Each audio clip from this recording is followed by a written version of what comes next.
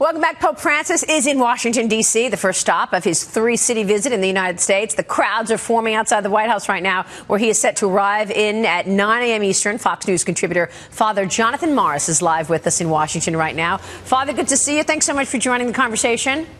Oh, my pleasure. It was crazy just to get in here, the amount of security, and there's hundreds of journalists who are waiting still to get in, so we were lucky enough to make it. Well, thank you for making your way. So what are you expecting here? I mean, an exciting day for Washington and obviously for the country. What do you want to see as a successful trip? What would make this trip a success for the Pope from your standpoint?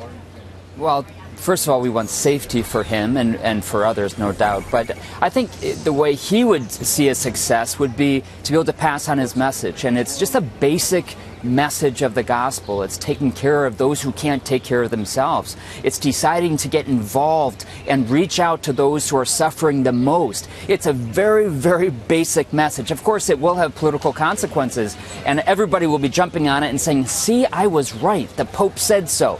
I don't know if that's exactly what he's trying to do, and the fact that everybody will say that means that maybe we didn't really understand what he was saying in the first place. Yeah, well, I mean, when he talks about climate change, capitalism, you know, he's had real strong opinions on these things. What are you expecting out of that, and does that trigger new debates in the country?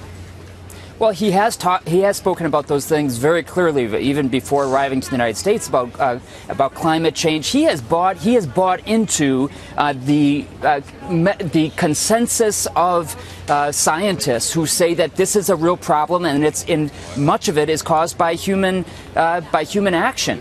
So it's the consensus, I would say, of public scientists. You know, it's interesting that popes have rightly been criticized in the past for really not taking scientists into account. Think of Galileo. And I think what he's saying is, I'm gonna be on the side of scientists on this one, whether they're right or wrong.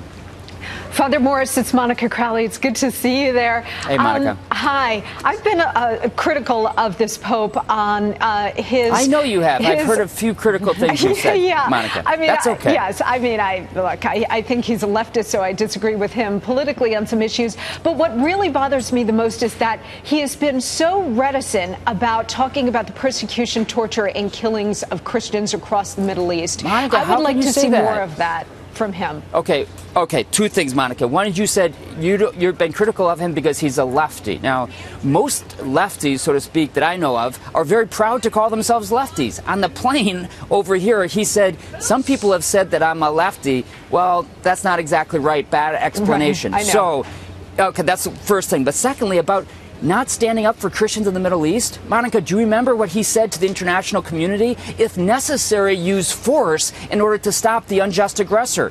Who else has been saying that? What other political leader has been saying that? I haven't heard it. I'd like to see more of it, though. I want him talking about this every single day, because this is a genocide of Christians across the Middle East, and he is the greatest spokesman for Christianity on the face of the earth. And so I want to see him more aggressive on that. What's going on with Christianity? Yeah, and I think a lot of people, Father Morris, take their cues from him, and if he were out there every day, I think a lot of people would feel emboldened to fight it. You're right, and I'm sure he is learning. You know, he was elected Pope at the age of 76 years old. I would not want to be elected to anything at the age of 76, and now or get any job at the age of 76. Now he's in charge of 1 billion Catholics and is the moral voice, the most respected moral voice in the whole world from any religion, I would say. Yep. And I think he is learning, you know, the way the media works. I think he's learning the consequences of what he says. And I think this trip is going to be very interesting for him as well. Father Jonathan, good to have you on the show today. Good luck with this important day.